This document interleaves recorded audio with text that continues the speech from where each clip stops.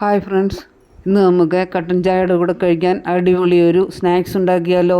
ഇന്ന് ഫുള്ളും നല്ല മഴയായിരുന്നു. വൈകുന്നേരം നമുക്ക് ചൂട് കട്ടൻ ചായയും അടിപൊളി ഒരു സ്നാക്സും കഴിക്കാം.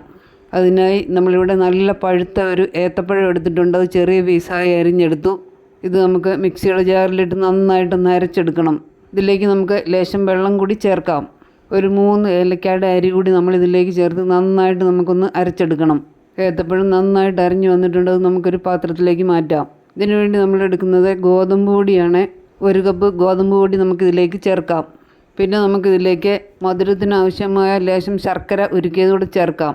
ചെറിയ ജീരകം 1 നുള്ളൂടെ നമ്മളിതിലേക്ക് ചേർക്കുന്നുണ്ട്. ലേശം ഉപ്പും ചേർത്ത് നമുക്ക് നന്നായിട്ടൊന്ന് കുഴച്ചെടുക്കണം.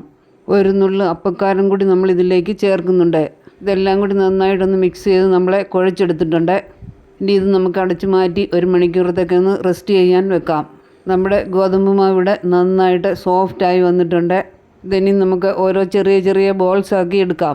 നന്നായി തിളച്ച എണ്ണയിലിട്ട് നമുക്കിത് പൊരിച്ചു കോരാം.